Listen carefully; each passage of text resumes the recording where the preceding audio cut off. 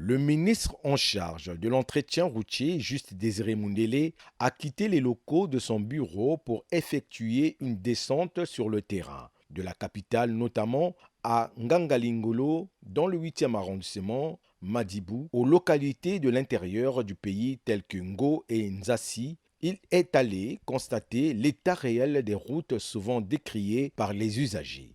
Le constat, hélas, il est amer parce que la route s'est vraiment dégradée. Le ministre a exprimé sa ferme volonté à prendre en compte cette situation. On fera le point à Brazzaville avec les responsables du fonds routier et de l'entretien routier et aussi de la société de péage et de paysage. Des remarques sévères ont également été faites aux sociétés chargées de la gestion des péages et des postes de passage. Le ministre leur reproche un manque de clarté dans le modèle économique. Ce type de société ont en réalité l'obligation d'abonder un fonds, mais qui sert essentiellement à l'entretien de la route. Il y a comme un paradoxe, il y a cette société qui est là et qui semble être bien organisée, parce qu'il y a même un mécanisme important électronique. Je pense que son patron, à la fin de la journée, il peut avoir son chiffre d'affaires. Mais il faut qu'à la fin de la journée, il ait aussi la situation de la route. Donc, nous allons rentrer à Brazzaville et on va chercher à comprendre quel est le modèle économique de la société, puisque avec la continuité de l'État, il est dans notre obligation de comprendre le modèle économique.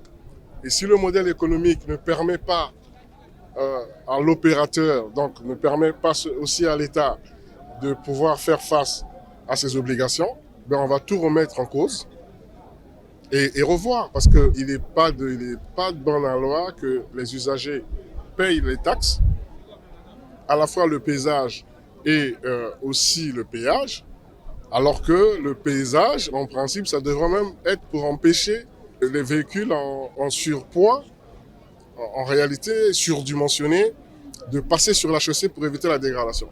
À Brazzaville, après une séance de travail entre le ministre et les responsables et techniciens du fonds routier sur la réflexion du plan d'urgence de l'entretien routier, des mesures de suivi ont été annoncées pour renforcer les capacités opérationnelles et les méthodes de travail des acteurs œuvrant dans ce secteur. Il est primordial de renforcer les capacités opérationnelles du fonds routier en améliorant ses performances en matière de mobilisation et de gestion des ressources destinées à l'entretien des routes. Car le fonds routier, il faut le souligner, en tant qu'instrument financier de mise en œuvre de notre politique nationale d'entretien routier, joue un rôle central dans la préservation et la pérennisation de notre patrimoine routier.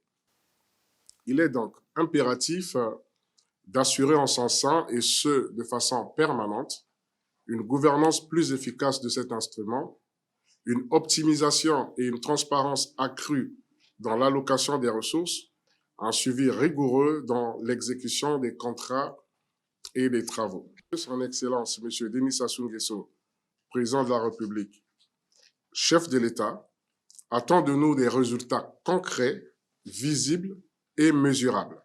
Nous avons donc le devoir, en tant que responsables et techniciens du secteur, de faire preuve de professionnalisme, d'innovation et de responsabilité, tant au cours de cette rencontre que dans la mise en œuvre du plan d'urgence d'entretien routier.